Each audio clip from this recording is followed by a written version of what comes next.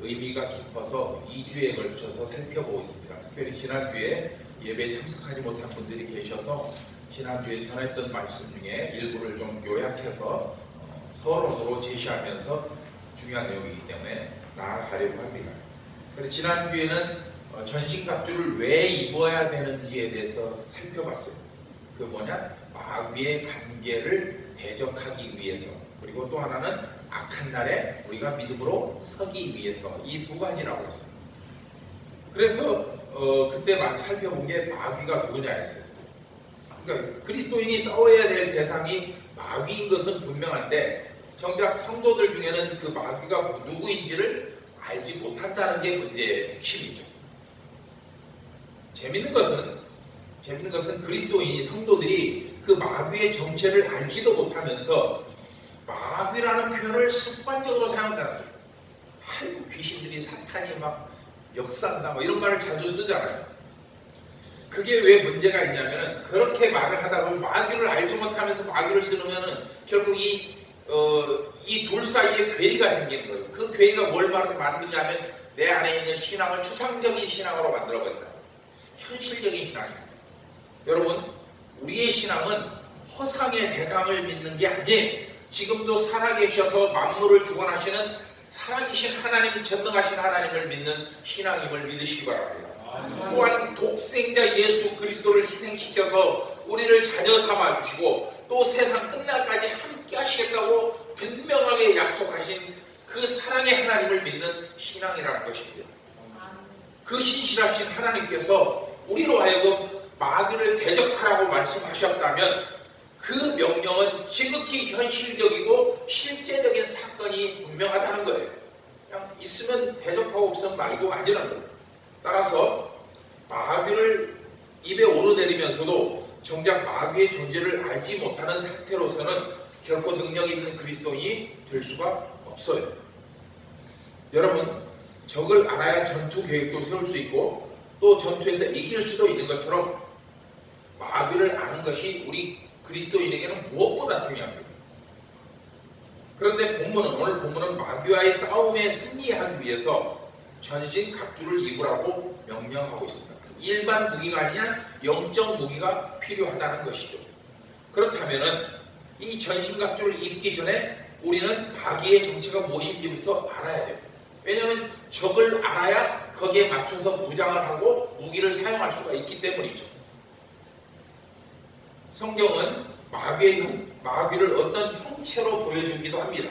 예를 들어 뱀이나 용이나 뭐 이런 것들처럼 보여주기도 하지만 그것은 진짜 마귀가 아니라 단지 악이 인격이라는 것을 입은 존재일 뿐이라는 거예요. 여러분, 여기서 악이 인격을 입은 존재라는 표현은 굉장히 중요해요. 악이 인격을 입었다. 왜냐하면 성경은 마귀를 특정한 물체로 지시하지 않기 때문에 그래요.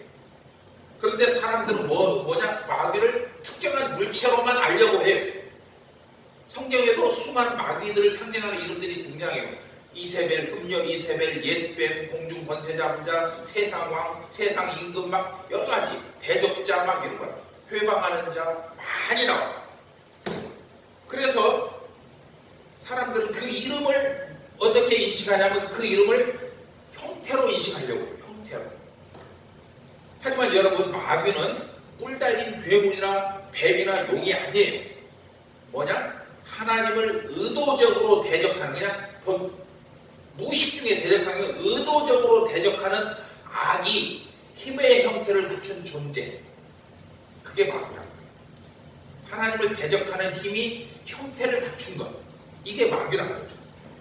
다시 말합니다. 마귀는 뿔 달린 괴물이나 뱀이나 용이 아니라 하나님을 대적하는 악의 힘이 형체를 갖춘 존재일 뿐이라. 그러니까 즉 형체는 본질적으로 없어요. 그래서 그 악이, 그 힘이 뱀에게 전가되면 뱀이 마귀가 돼요. 창세기에 나오잖아요. 용이 마귀가 될 수도 있고, 심지어 마태복음 8장 33절 말씀처럼 베드로조차도 사탄이 될 수가 있다는 거예요. 그렇다면 인간은 왜 마귀를 실제로 존재하는 대상이라고 자꾸 생각을 할까요? 이게 문제죠. 뭐냐면 인간은 보이지 않는 존재에 대한 막연한 두려움을 갖고 살아가요. 어느 인간이든 똑같아요. 미지의 세계에 대한 동경도 하지만 그 미지의 세계에 대한 미지의 대상에 대한 두려움도 갖고 살아가는 이에 그것을 해소하기 위해서 그 자기가 갖고 있는 막연한 불안감, 두려움을 해소하기 위해서 마귀를 특정한 형태로 또는 특정한 물체로 만들어버리면은 그 특정한 대상이나 특정한 물체 이외에는 두려워할 게 없다는 거죠. 그러니까 그래서 일부러 대상을 만들려고 하는 거예요. 그리고 이 현상은 원시 종교로 갈수록 더 심해져요. 그래서 원시 종교에서는 그 어떻게 하냐? 산이나 바다나 나무나 바위 같은 것들을 신이라고 숭배하잖아요. 맞잖아요? 왜? 그 산을 떠나면 여기는 안전하거든. 바다를 떠나면 안전하고 나무를 떠나면 산이 나무에 신이 있다면 나무 위에는 신이 없다는 뜻을 역으로 생각합니다. 그래서 자기로 하여금 그 막연한 두려움에서 벗어나려고 하는 욕심이 속성이 인간에게 있다. 본능이 있다는 거예요. 물론 성경 또한 선과 악이 분명히 존재하다고 말씀합니다. 하지만 선과 악이 분명한 실체를 갖고 있다고 말씀하지는 않아요. 왜냐하면 선과 악은 형체가 아니라 능력이기 때문에 중요합니다. 선과 악은 형체가 아니라 뭐다? 능력이랍니다. 하나님을 예를 들어서 한번 봅시다. 이건 기독교 역사에서 굉장히 논란이 되었던 논쟁이에요. 하나님을 어떤 형태로 만들어버리면 그 형태는 이미 하나님이 아닌 거예요. 왜? 이거 굉장히 중요한데 우리가 감히 하나님을 다 표현할 수 없고 그것을 하나님이라고 말하는 것 자체가 우상이 되어버린다는 거예요. 그래서 이 선과 악은 형체가 아니라 능력이에요. 하나님도 그러니까 능력인 거죠. 여러분 어떤 것이 악이나 선이 되기 위해서는 거기에 분명한 의도, 즉 능력이 담겨야 됩니다. 그것을 다른 말로는 인격이 개입되어야 한다고 표현할 수도 있어요. 지난주에 설명했던 것처럼 똑같은 칼이에요. 칼이 두 자루가 있는데 사람들이 의사가 쥐고 있는 칼은 선으로 봐요. 절대 무서워하지 않아요. 근데 강도가 칼을 쥐고 있으면 그걸 악으로 봐요. 나쁜 것으로 봐요. 즉 여기에서 칼 자체가 선과 악을 결정하는 게 아니라 그 칼을 쥔 사람의 인격과 그 사람이 가진 능력이 선과 악을 결정한다는 거예요. 따라서 성경이 말씀하는 악은 하나님을 의도적으로 방해하고 대적하는 힘을 가리키고 그것이 의인화된 것, 형체를 갖춘 것이 바로 악이고 사탄이라는 거예요. 오늘 본문 12절에서도 그래서 이렇게 말씀해요. 우리가 싸울 대상인 마귀를 특정하지 않고 단지 뭐라고 하느냐? 통치자들과 권세들과 어둠의 세상 주관자들과 하늘에 있는 악의 영이라고만 말씀하고 있어요. 대상을 정하지 않고 즉 특정한 대상이 아닌 하나님을 대적하는 힘과 그 힘을 입은 존재가 악이고 마귀이고 사탄이라는 뜻입니다. 이처럼 분명히 존재하지만 형체로 인식할 수 없는 대상이 마귀이기에 우리가 갖춰야 될 무기도 거기에 맞춰야 한다. 맞춤 무기가 되어야 한다. 본문 14절로 17절이 이 무기들을 소개하고 있는데 그런데 그 모든 무기는 자세히 살펴보면 공격용 무기가 아니라 방어용 무기라는 것을 우리는 알 수 있어요. 중요해요. 이 전신갑주를 입으라 하셨는데 그 전신갑주가 공격을 위한 무기가 아니라 방어를 위한 무기예요. 진리의 허리띠, 의의 호신경, 평안의 복음의 신발, 믿음의 방패, 구원의 투구, 성령의 검, 하나님의 말씀. 따라서 전신갑주란 마귀와 싸워서 이기기 위함이 아닌 마지막 심판 날까지 우리가 살아남기 위한 방어용 무기라는 거예요. 에베소서 6장 13절 시작. 그러므로 하나님의 전신갑주를 취하라. 이는 악한 날에 너희가 능히 대적하고 모든 일을 행한 후에 서기 위함이라. 여기 13절 마지막에 모든 일을 행한 후에 서기 위함이라. 이 선다는 뜻이 살아남기, 생존하기 위함이라 그렇게 이해를 해도 됩니다. 하지만 그렇다면 마귀는 누가 싸워요? 우리는 마귀와 싸우지 않고 우리는 막기만 하는데 마귀는 누가 싸우냐고요? 하려면 합니다. 여러분 이 싸움의 주체는 우리가 아니에요. 영적 싸움의 주체는 우리가 아니라 예수님과 그 예수님의 명령을 따르는 천사들이 싸웁니다. 계시록의 그 내용입니다. 계시록 19장 11절로 16절인데 좀 내용이 많은데 중요하니까 한번 읽어봅시다. 시작. 또 내가 하늘이 열린 것을 보니 보라 백마와 그것을 탄 자가 있으니 그 이름은 충신과 진실이라. 그가 공의로 심판하며 싸우더라. 그 눈은 불꽃 같고 그 머리에는 많은 관들이 있고 또 이름 쓴 것이 하나가 있으니 자기밖에 아는 자가 없고 또 그가 피 뿌린 옷을 입었는데 그 이름은 하나님의 말씀이라 칭하더라. 하늘에 있는 군대들이 희고 깨끗한 세마포 옷을 입고 백마를 타고 그를 따들었다가 그의 입에서 예리한 검이 나오니 그것으로 만국을 치겠고 친히 그들을 철장으로 다스리며 또 친히 하나님의 곧 전능하신 이의 맹렬한 진도의 포도주틀을 밟겠고 그 옷과 그 다리에 이름을 쓴 것이 있으니 만왕의 왕이요 만주의 주라 하였더라. 아멘. 할렐루야. 이 말씀의 주인공이 누구 같아요? 예수 그리스도. 그리고 그를 따르는 천사들. 이게 나타나고 있지 않습니까? 하지만 여러분, 이 계시록에 기록된 싸움은 언제 일어나느냐? 마지막 날에 일어나는 싸움입니다. 그런 반면 오늘 본문이 우리에게 주시는 말씀은 지금 우리가 살고 있는 이곳에서 일어나는 싸움을 가르칩니다. 이게 다르다는 거죠. 즉 마지막 전쟁은 예수님과 천사들이 치를 전쟁이에요. 그러나 오늘 본문의 전쟁은 누가 싸워야 돼요? 우리가 싸울 전쟁이에요. 우리가 싸울 전쟁이라고 하기보다, 왜냐하면 우리는 싸울 힘이 없기 때문에 치러야 할 전쟁입니다. 치러야 할 전쟁. 그런데 일부 그리스도인들은 오늘 본문을 뭐라고 이해하냐? 마지막 날에 일어날 영적 전쟁으로 생각해서 현재 일어나고 있는 현재와 상관이 없다고, 그리고 현재 일어나고 있는 전쟁에 대한 경각심을 갖지 못해요. 그냥 편하거든요. 재밌거든. 성경이 그토록 우리에게 영적 무장을 강조하고 있음에도, 그런데 그래서 전신갑주의 필요성을 그렇게 요구하고 있는데도 그것을 간과하는 성도들이 많다는 거예요. 크게 두 가지 이유가 있죠. 하나는 마귀의 존재를 아까 말했던 것처럼 모르기 때문에 준비를 못하는 거예요. 이 전쟁이 얼마나 그래서 현재적이고 무서운 전쟁인지를 모르기 때문에. 여러분, 영적 전쟁은 먼 훗날에 일어나는 사건이 아닙니다. 지금 이 시간 일어나고 있고 바로 여러분이 그 전쟁터에 서 있다는 거예요. 지금 여러분의 신앙을 무너뜨려서 하나님을 떠나게 하고 하나님을 배신하게 하려는 모든 시도들, 모든 유혹들이 바로 마귀가 우리를 도발하고 있는 전쟁의 방법이라는 거예요.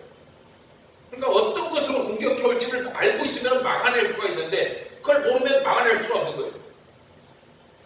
그래서 본문 말씀대로 무장을 한다면 마귀의 어떤 계략이나 유혹도 등이 막아낼 수가 있어요.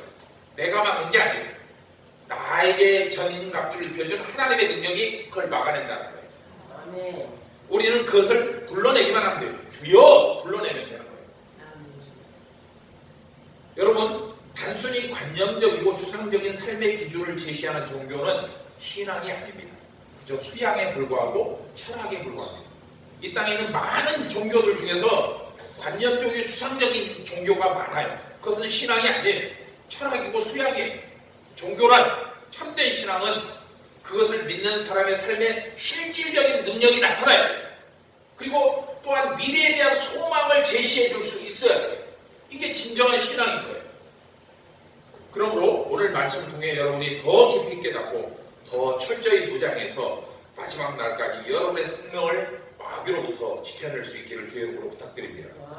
두 번째로, 전쟁에서 승리하기 위해서는 그에 합당한 대가를 치러야 하는데 성도들 중에는 그 대가를 치르기를 싫어해서 전신갑주를 입지 않는다는 거예요.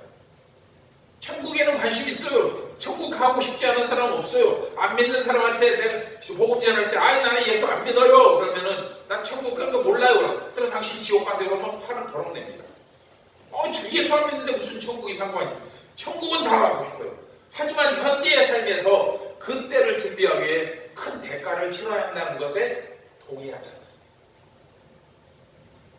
하지만 여러분, 예수님은 우리에게 당신을 따라오려거든 자기를 부인하고 자기 십자가를 지기 위해 따르라고 마가복음 8장 34절에서 말씀하고 있습니다. 여러분, 예수님께서 말씀하신 이 자기 부인과 자기 십자가가 무엇입니까? 그것이 바로 영적 전쟁에서 승리하기 위해, 즉 하나님의 나라를 완성시키기 위해서 내가 치러야 할 대가인 겁니다. 희생인 겁니다. 헌신인 겁니다. 옛날 손자병법에 지피지기면 백전백승이라는 말이 있죠. 잘 아는 것처럼 적을 알고 나를 알면 100번 싸워도 100번 이길 수 있다는 거예요. 하물며 우리가 마귀의 존재도 모르고 또 그 마귀가 어떻게 공격해오는지도 모른다면 그 싸움의 결과는 불을 보듯 뻔할 것이에요. 여러분이 살아오면서 작은 시험에도 쉽게 넘어지고 혈기내고 신앙이 흔들리는 것은 바로 마귀도 모르고 그 마귀를 막는 방법도 몰랐기 때문이에요. 여러분, 마귀는 분명히 존재합니다. 아니면 성경이 거짓말을 하는 거예요. 맞잖아요? 성경이 마귀, 사탄이 다 들어있는데 대적하는 이것이 존재하지 않는다면 성경이 거짓을, 가짜를 말하는 거예요. 다만 우리가 생각하고 있는 뿔 달린 괴물, 도깨비는 아니란 거예요. 이에 때로는 내 친구가 마귀가 될 수 있어요. 가족이 마귀가 될 수 있고 심지어 나 자신이 마귀가 될 수도 있어요. 어쨌든 간에 하나님과 나를 갈라놓으려는, 그래서 나로 하여금 하나님을 멀어지게 만들려는 그 모든 것이 마귀의 시도라는 거예요. 도발이라는 거예요. 여러분, 로마서 7장에서 바울이 왜 그냥 땅을 치며 통곡을 했습니까? 하나님 뜻대로 살려고 하는 자신을 방해하는 또 다른 내가 그 속에 들어있기 때문에 그런 거 아닙니까? 로마서 7장 22절 23절 시작. 내 속사람으로는 하나님의 법을 즐거워하되 내 지체 속에서 한 다른 법이 내 마음의 법과 싸워 내 지체 속에 있는 죄의 법으로 나를 사로잡는 것을 보는도다. 이 말씀에서 나는 착하게 살고 있는데 또 내 안에 또 다른 마음이 있어 나를 계속 불신처럼 끌어내린다. 타락시킨다고요. 죄를 짓게 만든다. 하나님을 떠나게 만드는 거예요. 그 시도가 무슨 시도겠습니까? 그게 성령의 역사겠습니까? 아니에요. 마귀가 내 마음속에서 나를 그렇게 끌어내리는 거예요. 여러분, 이처럼 마귀는 언제나 우리 가까이 있습니다. 내 주변 사람들, 심지어 내 마음속에서 호시탐탐 기회를 노리고 있습니다. 따라서 마귀의 공격을 막기 위해 어떤 높은 견고한 성벽을 쌓거나 전투에 필요한 창이나 칼을 준비할 필요는 없어요. 왜? 영적 싸움은 그런 무기가 아니라 영적 무기로 대항할 수밖에 없기 때문입니다. 오늘 본문이 그 영적 전쟁이 필요한 무기를 소개하고 있는데 그 모든 무기는 아까 말했던 것처럼 공격용 무기가 아니라 뭐라고요? 방어용 무기라는 겁니다. 그 무기를 살펴보기 전에 그러면 오늘 본문에 기록된 영적 전쟁에 대해서 한 가지를 더 살펴봐야 돼요. 어디서 벌어질까요? 마귀를 알았어요. 언제 일어나고 있느냐? 지금 일어나고 있다. 그러니까 계시록에서 나타난 건 마지막 날이날 싸움인 반면 오늘 본문이 얘기하는 전쟁은 지금 말하는 거예요. 그러면 어디에서 벌어지는 거예요? 어디에서? 그곳이 어디냐? 마귀의 정체를 알았다면 전쟁이 벌어진 장소가 어딘지도 알아야 합니다. 그래야 그곳으로 갈 수 있고 또 방어할 수 있기 때문에 성경은 이 세상을 지배하고 있는 존재가 하나님이 아니라 누구라고요? 사탄이라고 말합니다. 그래서 사탄의 이름을 세상의 왕, 세상의 임금, 공중의 권세자, 혼자막 이런 식으로 표현합니다. 따라서 사탄이 이 세상을 지배하고 있다면 그 사탄이 전쟁을 벌이는 장소 또한 분명히 이 세상 어딘가에 있을 거라는 거예요. 장소가. 그 전쟁터가 이 세상 어딘가에 있을 거예요. 여러분, 그 사탄이 영적 전쟁을 벌이는 장소는 그러면 어딜까요? 요한복음 13장 2절에 그 답이 나와 있습니다. 그리고 마태복음 16장 23절에도 나와 있습니다. 함께 읽어볼까요? 시작. 마귀가 벌써 시몬의 아들 가룟 유다의 마음에 예수를 팔려는 생각을 넣었더라. 시작. 예수께서 돌이키시며 베드로에게 이르시되 사탄아, 내 귀로 올라가라. 너는 나를 넘어지게 하는 자로다. 네가 하나님의 일을 생각하지 아니하고 도리어 사람의 일을 생각하는도다 하시고. 아멘. 이상의 두 가지 말씀을 정리해 보면 사탄이 성도들을 공격하는 장소는 딱 한 곳이 어디죠? 바로 우리의 생각, 마음이라는 거예요. 거기가 전쟁터라는 거예요. 전쟁터.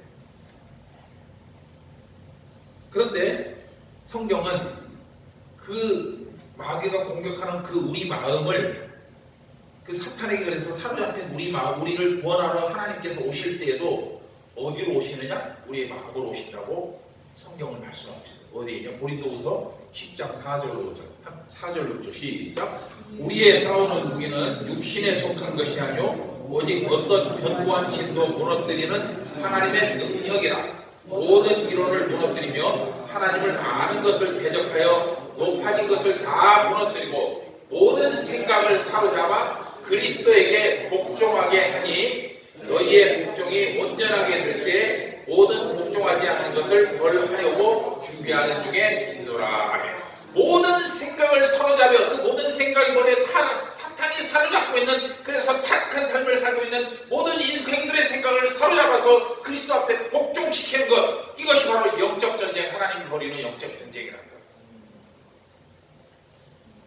이 말씀은 사탄이 성도들을 공격하는 장소가 그 마음과 생각인 것처럼 하나님 또한 우리를 구원하시기 위해서 우리의 마음을 붙잡아서 예수 그리스도의 십자가 앞에 세운다는 거예요. 그런데 문제는 내 마음과 생각이 하나님의 뜻인지 아니면 마귀의 생각인지 구별하기가 쉽지 않다는 게 문제예요. 로마서 8장 6절로 7절이 그 답을 줍니다. 시작. 육신의 생각은 사망이요 영의 생각은 생명과 평안이니라. 육신의 생각은 하나님과 원수가 되나니 이는 하나님의 법에 굴복하지 아니할 뿐 아니라 할 수도 없습니다. 육신에 있는 자들은 하나님을 기쁘시게 할 수 없느니라. 아멘. 여러분이 가지고 있는 생각이 육의 생각인지 영의 생각인지 구분할 수 있는 기준은 분명합니다. 어떻게? 생명을 위한 삶인지 사망을 위한 삶인지 스스로 알 수 있어요. 아무리 신앙생활을 안 해도 양심의 법이라는 게 있거든요. 속에 그 양심의 법에 따르면은 그게 다 느껴져요. 심지어 성경 말씀을 듣고 예수를 주로 고백하는 우리에게는 오죽하겠냐는 거예요. 우리는 그보다 더 분명하게 얘기할 수 있고 구분할 수 있어요. 서로 예수를 믿지 않는 자들이 자기의 욕심에 이끌려 나쁜 것도 옳다고 생각할지라도 우리는 그것조차도 분별할 수 있는 능력이 이미 우리에게 있어요. 물론 성령께서 우리 안에 내주하고 계시기 때문에 그런다. 그러므로 우리는 그들보다 훨씬 더 높은 단계의 윤리와 도덕과 가치를 가지고 있어야 됩니다. 하나님이 기뻐하실지 마귀가 좋아할지 알 수는 없지만 그 일이 무엇을 목적으로 하는지를 우리가 알게 되면 능히 그것을 짐작할 수가 있다는 거예요. 그렇다면 마귀가 성도들을 사냥할 때 그 마음에 어떤 생각을 넣을까요? 하나님의 뜻이 아닌 자기의 마음과 육신의 소욕을 따르게 하는 거예요. 무슨 말이냐? 마귀가 우리한테 올 때 마귀한테 야, 나 따라와 이렇게 말을 하지 않고 야, 네가 볼 때 어떤 게 더 좋은 것 같아? 하와에게 그랬잖아요. 마귀가 야, 나한테 복종이라고 안 했어요? 안 했어요? 안 했어요. 네 생각이 어떠냐? 봐봐. 저게 더 좋아 보이지 않냐? 저거 하나님이 너한테 속이고 못 먹게 한 거야. 스스로 판단을 하는 거예요. 스스로. 그래서 마귀에게 사로잡혀서 돈을 추구하고 육체의 즐거움을 쫓아가면서도 그것이 죄인지도 알지 못한 채 살아가는 사람이 있다는 거예요. 그 결과 사탄은 죄의 덫을 쳐놓고 성도들을 유혹해서 죄를 짓게 만들고 마치 가룟 유다처럼 그 죄책감을 극복하지 못해 하나님을 떠나게 만든 후에 죄의 노예로 삼아서 그 삶에 불행과 고통을 주어서 생명과 영혼을 사냥하다가 끝내 그로 하여금 자살하게 만들어버린다. 이게 마귀의 장난이라는 거예요. 따라서 우리가 무장해야 할 무기는 바로 우리의 심령을 보호하기 위한 것이라는 것을 분명하게 알고 있어야 합니다. 왜? 그 마음으로부터 죄와 생명이 시작돼요. 마귀의 뜻을 따르면 죄와 사망이 일로 갈 것이고 하나님의 마음이 감동이 성령의 감동의 길을 누비면 우리는 생명과 영생의 길로 간다는 거예요. 바울이 고민했던 거죠. 그런데 바울이 거기서 무슨 해답을 얻었어요?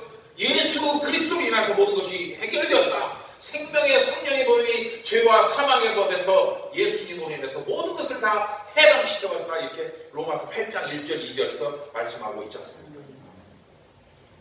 잠언서 4장 24절 함께 읽어봅시다. 시작. 모든 지킬 만한 것 중에 더욱 내 마음을 지키라. 생명의 근원이 이에서 나니라. 그 마음으로부터 모든 생명이 나타난다는 거예요. 이상을 바탕으로 이제는 본문에 기록된 전신갑주가 무엇인지를 좀 보겠습니다. 이것은 여러분도 쉽게 이해할 수 있어서 복잡하게 간단하게 설명을 하려고 합니다. 본문에 총 6가지 무기가 등장해요. 진리의 허리띠, 의의 오십령, 평안의 복음의 신, 믿음의 방패, 구원의 투구, 성령의 검이에요. 그런데 여기서 바울이 강조하는 것은 무기가 아니에요. 그 허리띠, 호심경, 신, 방패, 투구, 검이 핵심이 아니고 그 앞에 붙어있는 조건이 진리, 의, 복음, 믿음, 구원, 성령, 이 6가지가 핵심이라는 거예요. 먼저 진리의 허리띠는 병사들이 전쟁에서 재빠르게 움직일 수 있도록 옷을 단단히 묶어주는 역할을 하겠죠.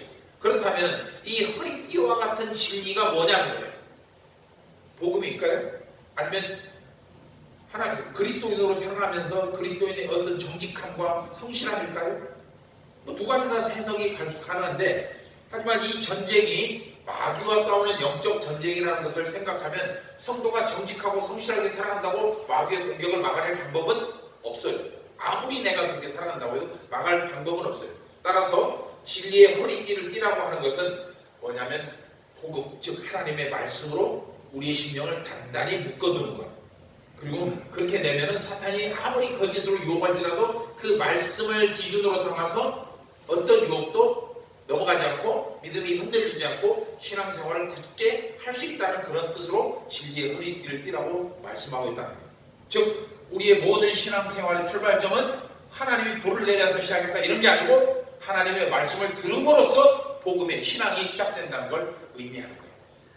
따라서 여러분의 심령이 진리의 말씀으로 채워지지 않았다면, 그렇다면 여러분은 아직 이 영적 전쟁에 나설 준비가 덜 되었다는 것을 깨달으면 됩니다. 여러분 스스로 잘 알 거예요. 내가 말씀의 준비가 되어 있는지, 나에게 어떤 유혹과 환란이 닥쳐올 때 그것을 말씀으로 이겨낼 수 있는지 스스로 생각해 보시라는 거예요. 그래서 그것이 준비가 덜 되었다면 더욱더 말씀에 집중하시라는 거예요.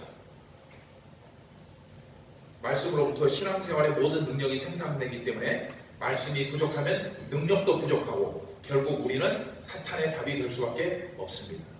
바울이 그 상황에서, 그 탄식하는 상황에서 이겨낼 수 있었던 것은 결국 생명의 성령의 법, 즉 하나님의 말씀이 그 심령을 사로잡았기 때문에 이겨낼 수 있었던 거예요. 두 번째로 의의 호신경은 병사들의 가슴을 보호하는 갑옷을 가리켜요. 근데 원어 성경을 살펴봤더니 가슴만 가리는 게 아니고 목과 어깨, 허벅지까지 가리는 그런 방패막이라고 합니다. 그렇다면 이 호신경과 같은 역할하는 의가 뭐냐면 의. 이것은 그 두 가지로 볼 수 있어요. 사람의 의, 즉 의롭게 사는 삶으로 이해할 수도 있어요. 하지만 본문이 말하는 의가 사람의 의가 아닌 예수 그리스도를 통해 얻은 의로서 그로 인해 구원을 얻은 의를 말해요. 왜냐하면 사람의 의로는 절대로 영적 전쟁에서 대항할 수가 없기 때문에. 로마서 1장 17절에 이 말씀이 있습니다. 시작. 복음의 의, 하나님의 의가 나타나서 믿음으로 믿음에 이르게 하나니 기록된 바 오직 의인은 믿음으로 말미암아 살리라 함과 같으니라. 즉 복음이 나를 의롭게 해준다는 거예요. 내가 의롭게 산다고 의로운 게 아니고 그 믿음이, 복음을 통해서 믿는 믿음이 나를 의롭게 해준다는 거예요. 그리고 그 의가 나로 하여금 이 가슴과 어깨와 허벅지를 다 보호해주는 역할을 한다는 거예요. 믿음이. 따라서 그리스도인이 예수님을 믿음으로써 얻은 의를 붙들고 살아가면 그 의가 성도들을 사탄의 공격으로부터 넉넉히 보호해 줄 수 있다는 것을 말씀하고 있습니다. 세 번째로 평안의 복음의 신은 두 가지로 해석할 수 있는데, 먼저는 로마서 10장 15절과 연결해서 이해할 수 있어요. 함께 읽어봅니다. 시작. 보내심을 받지 아니하였으면 어찌 전파하리요. 기록된 바 아름답도다 좋은 소식을 전하는 자들의 발이여과 같으늘. 이 말씀은 이사야서에 기록된 말씀을 바울이 로마서에서 인용한 건데, 이게 바로 복음을 전하는 자들의 모습을 그리고 있는데, 이 말씀이 이 평안의 복음의 신발로 해석할 수 있다고 주장하는 학자들도 있어요. 그래서 복음이 선포되는 곳에 하나님의 나라가 세워지고 그와 함께 하늘로부터 내리는 주의 평안이 임한다는 의미로 이해할 수도 있겠죠. 하지만 오늘 본문이 아까도 말한 것처럼 영적 전쟁이에요. 그리고 지금 이 전신 갑주를 입으라는 것은 지금 전쟁에 나가라는 거예요? 준비하라는 거예요? 준비하는 거예요. 준비 단계라는 것을 생각해보면 이 표현은 성도들이 평안의 복음으로 무장하라고 하는 것이 더 설득력이 있다. 복음 전도자의 모습을 보여준 게 아니고 우리가 복음으로 무장하라는 것이 더 합당하다. 즉 편한 신발을 신어야 우리가 안정된 자세가 나오는 것처럼 예수님의 복음은 우리 성도들에게 흔들리지 않는 안정감, 즉 평안을 가져다 준다는 것을 의미합니다. 실제로 예수님은 복음이 가져다주는 평안을 제자들에게 주셨습니다. 요한복음 14장 27절 시작. 평안을 너희에게 끼치노니 곧 나의 평안을 너희에게 주노라. 내가 너희에게 주는 것은 세상이 주는 것과 같이 아니하니라. 너희는 마음에 근심하지도 말고 두려워하지도 말라. 예수님이 뭘 주셨어요? 제자들에게. 평안이 이전에 그 평안이 뭐 때문에 나온 거예요? 복음 때문에. 예수님이 복음이잖아요. 그 복음이 예수님이 그들에게 주어짐으로 해서 그들의 마음에 평안이 임했던 거죠. 그러니까 이것은 세상이 주는 것이 아니란 거예요. 나를 믿음으로써 얻어지는 평안이라는 거죠. 네 번째로 믿음의 방패는 성도들을 공격해오는 불화살을 막는 도구인데, 오늘 본문은 성도들이 소유한 믿음이 그 방패 역할을 한다고 말씀하고 있어요. 특히 오늘 본문에서 악한 자의 불화살은 그리스도인의 신앙을 무너뜨리기 위해서 마귀가 공격하는 모든 무기를 가리킵니다. 베드로전서 5장 8절로 9절 읽겠습니다. 시작. 근신하라 깨어라 너희 대적 마귀가 우는 사자같이 두루 다니며 삼킬 자를 찾나니 너희는 믿음을 굳건하게 하여 그를 대적하라. 아멘. 그렇다면 성도들을 무너뜨리기 위해서 마귀가 날리는 불화살에는 무엇이 있을까요? 무엇을 불화살로 날릴까요? 크게 따져보면 몇 가지 있어요. 의심과 두려움이 바로 그런 겁니다. 환난과 핍박도 불화살이 될 겁니다. 전쟁과 기근도 불화살이 될 거고, 이 땅의 부정적인 모든 것들이 우리를 넘어뜨리는 불화살에 해당할 겁니다. 그 결과 어떤 그리스도의 신앙을 방해하는 모든 것들이 이렇게 봤는데, 사실은 그게 현실적으로는 인간과 인간 사이에서 일어나는 일처럼 보이지만, 그것을 한 단계 더 넘어가면 그게 바로 마귀가 우리를 넘어뜨리기 위해서 보내는 시험이다, 유혹이다. 여러분이 영적 민감성을 가져야 하는 이유가 바로 여기에 있습니다. 삶에서 일어나는 모든 일을 영적으로 평가할 수 있는 안목이 있어야 돼요. 그렇지 않으면 그걸 육적으로 평가할 수밖에 없는데, 물질, 돌세, 돈, 출세 뭐 이런 것들로 판단을 하게 되는 거예요. 그런데 그것을 넘어서 영적으로 판단해 보면은, 영의 눈으로 바라보면은 그것을 넘어서서 이것을 통해서 내 영혼이 유익할 건지 해로울 건지를 판단할 수가 있다는 거예요. 그 결과 어떤 상황에서 흔들리지 않는 믿음을 소유하고 있으면 그런 성도들은 마귀가 날리는 모든 불화살 공격을 믿음으로 막아낼 수가 있다는 거예요. 다섯 번째, 구원의 투구는 군인에게 투구가 상징성을 가지잖아요. 이 투구를 쓴 것은 뭐예요? 군인에게는 이게 상징적인 명예죠. 명예, 계급도 나타내고 그런 상징성을 가진 것처럼 성도들의 영광을 나타내는 가장 상징적인 것이라는 것을, 그게 뭐라는 걸? 그게 구원이라는 것을. 자, 여러분 굉장히 중요하죠. 나에게 구원이 뭐냐? 투구 같은 거예요. 가장 영광된 거라는 거예요. 가장 내 그리스도인의 삶에 가장 상징적인 거야. 투구. 그리고 더군다나 그 투구가 내 머리에 씌워졌다는 것은 뭐예요? 머리가 가장 중요한 부위이기 때문에 그 구원이 이 나를 살리는 가장 중요한 도구라는 것을 보여주는 겁니다. 지금 하나님의 은혜로 구원받았다는 사실이 우리 성도들로 하여금 어떤 어려움도 이기고 하나님 나라를 바라보게 만드는 소망이 됩니다. 마귀는 공허하고 악한 생각을 주입시켜서 성도들을 실족시키지만, 그러나 이처럼 구원의 투구, 즉 구원의 확신이 있으면 그 모든 것들을 넉넉히 이겨낼 수가 있다는 것을 보여줍니다. 그리고 마지막 여섯 번째, 성령의 검, 곧 하나님의 말씀은 성도들을 넘어뜨리는 죄와 욕을 단호히 잘라내는 역할을 합니다.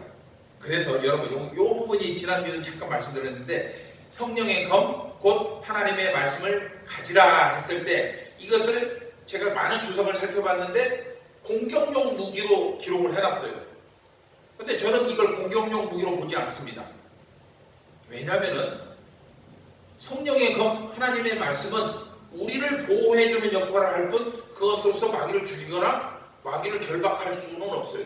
왜? 이 전쟁은 우리의 전쟁이 아니라고 했잖아. 아까 우리가 싸우는 전쟁이 아니고 예수님과 예수님을 따르는 천사들이 싸우는 전쟁인데, 우리가 거기서 나가서 마귀 한번 덤벼가고 칼 들고 싸워요. 그랬다가 그냥 쌍꺼풀 터지는 거지. 아니, 말도 안 되는 거예요. 이 부분에서 많은 오해들이 있어요. 말씀으로 마귀를 찔러서 무찔러서 이긴다 이런 말들을 하잖아요. 우리가 오해들이 있는데 대부분의 설명은 이걸 공격할 수 있다고 말합니다. 그러나 우리 성도들에게 하나님의 말씀은 자신을 사탄의 공격으로부터 보호하는 용도일 뿐 결코 공격용 무기가 될 수는 없습니다. 우리는 육에 속한 존재이기 때문에 영적 존재인 사탄과 맞서 싸울 수조차 없어요. 다만 하나님을 의지해서 그것을 막아낼 수는 있는 거예요. 우리가 막는 게 아니고 하나님 말씀을 의지해서 막아내는 거예요. 그리고 오늘 본문이 제시한 5개의 도구들이 똑같이 방어용 무기인데 유독 이 한 가지만 공격용 무기다? 그건 좀 이치에 맞지 않아요. 일관성이 떨어지죠. 물론 성령의 검, 즉 말씀이 우리를 얽매이고 있는 모든 죄의 쓴뿌리들 있잖아요. 막 우리를 이런 인간관계, 유혹, 죄, 이런 쫙 엉켜있는 그 뿌리를 잘라낼 수는 있어요. 잘라내는데 그것이 공격이 아니란 거예요. 뭐 때문에? 나를 보호하기 위해서 잘라낸 거지 마귀를 죽이기 위한 것이 아니란 거예요. 따라서 성도들에게 주어진 말씀 또한 자신을 보호하는 도구로 보는 것이 합당합니다. 공격은 오직 누구만? 하나님과 그의 부름받은 천사들만이 할 수 있는 일이에요. 지금까지 이렇게 성도들이 마귀의 공격을 방어하고 마지막 날까지 살아남기 위해 필요한 영적 무기, 전신갑주를 살펴봤어요. 그런데 여기서 한 가지 더. 바울은 성도들이 무장한 전신갑주가 완전한 시스템을 구축하기 위해서는 기억하십시오.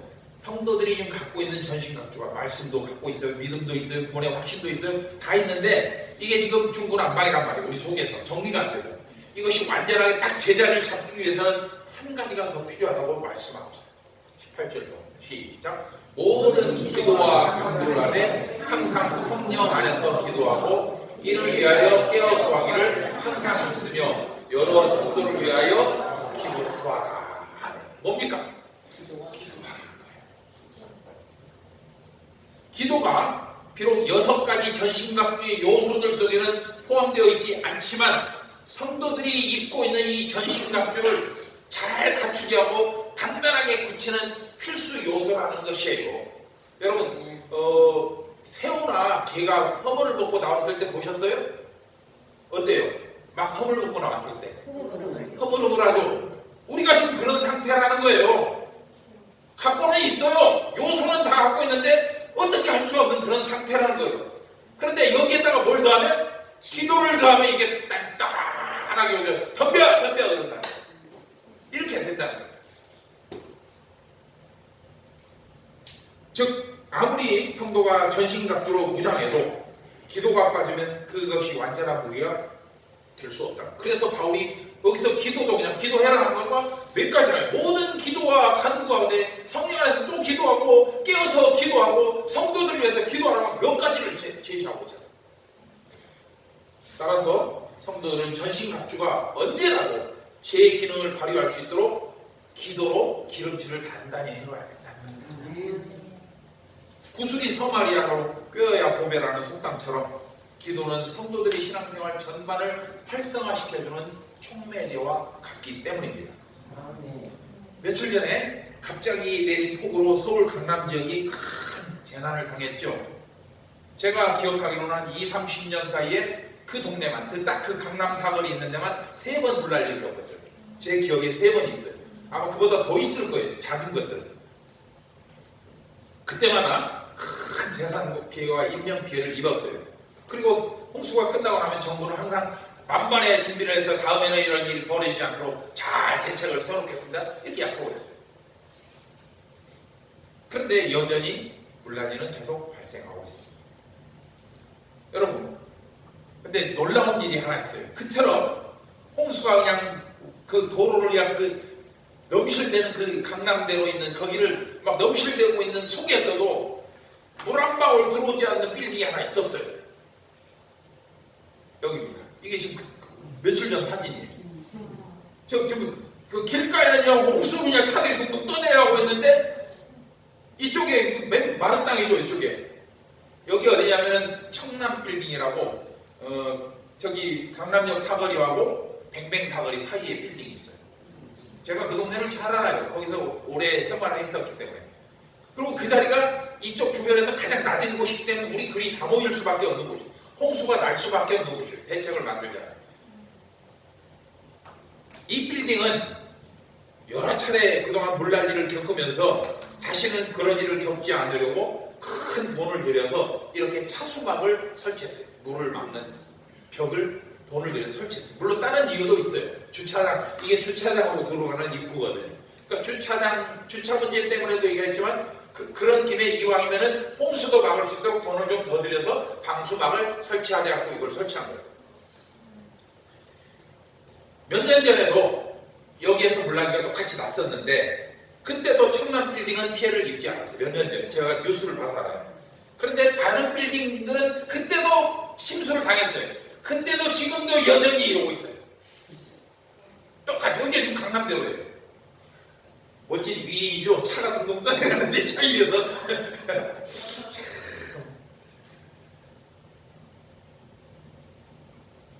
여기도 그렇습니다. 자, 청남 빌딩 보십시오. 이쪽은 바짝 말라있죠. 비가 오는데도 저러고 있다는 겁니다. 또 어떤 배수장이 왔어요. 오늘 아침에 뉴스를 봤어요. 어떤 배수장에서 얼마 전에 배수 펌프가 고장이 났어요. 비가 올 때 뿜어내가는 배수 펌프가 고장 났는데 그것을 고치지 않고 직원이 퇴근해버렸어요. 그런 사이에 폭우가 내렸어요. 하고 아무 기능도 못하고 물난리가 나버린 거예요. 서울에서 며칠 전에. 여러분, 우리가 항상 기도해야 하는 이유가 바로 이것입니다.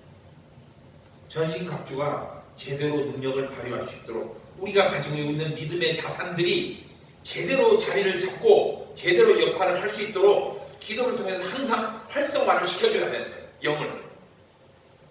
더구나 오늘 본문을 보면 그리스도인의 기도는 자신을 영적으로 무장시킬 뿐 아니라 다른 사람과 공동체, 즉 교회의 안전을 위해서도 반드시 필요하다고 말씀하고 있습니다. 아까 그래서 여러 군데 기도를 제시하고 있잖아요.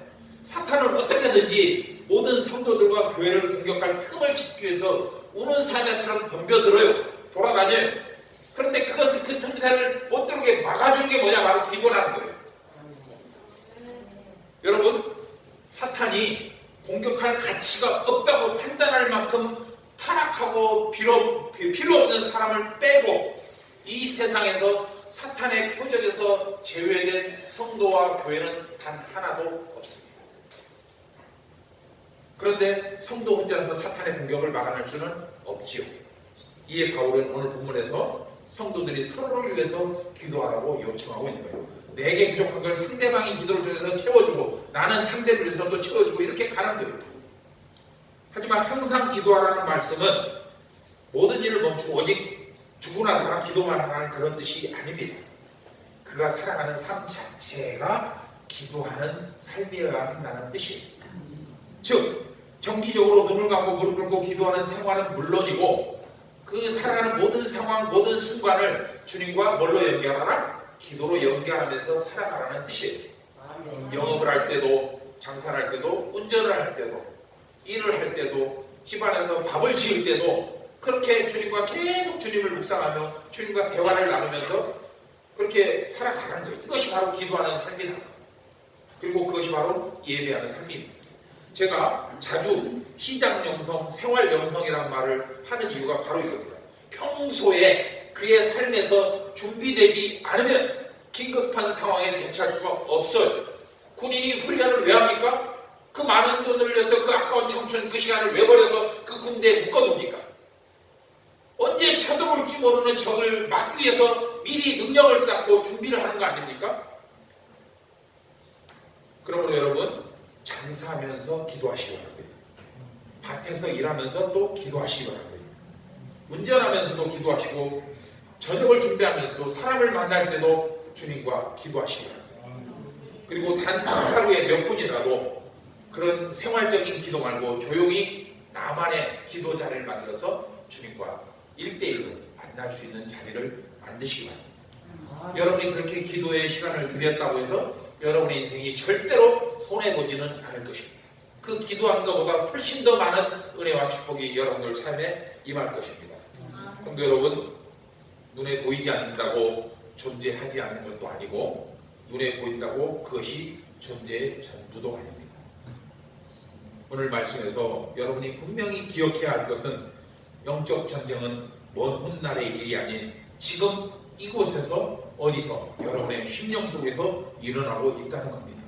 그리고 마귀는 다른 사람이 아닌 나를 공격하고 있으며 그리고 어느 누구도 그 마귀의 공격에서 피할 자가 없다는 겁니다. 따라서 성도들은 자신의 능력이 아닌 하나님의 능력으로 무장을 해야 되는데 그것이 바로 오늘 본문이 우리에게 가르쳐주는 전신갑주입니다. 그리고 앞에서도 설명한 것처럼 전신갑주의 모든 요소들은 무엇을 통해서? 기도를 통해서 활성화되고 굳어지고 완전한 시스템이 된다는 거예요. 또한 기도는 성도 개인뿐 아니라 모든 성도들과 교회를 그물망처럼 연결시켜주는 종합 방제 시스템 역할을 한다는 거예요. 기도가 쫙 그물이 켜지면 마귀가 들어올 수가 없는 거죠. 그렇게 기도가 끊이지 않는 개인과 가정과 교회와 나라는 결코 마귀의 무자비한 공격으로부터 안전할 수가 있습니다. 나의 기도가 다른 성도들을 구하는 능력이 되고 교회를 구하고 세상을 구함으로써 그렇게 하나님께서는 우리 모든 사람들의 기도와 전신갑주를 통해서 이 땅을 하나님의 나라로 만들어 가실 것입니다. 영적 전쟁의 현재성과 실제성을 여러분 마음 깊이 새기면서 어떤 어려움도 넉넉히 극복할 수 있는 준비된 그리스도인으로 살아가시기를 주의 이름으로 축복합니다. 기도하겠습니다.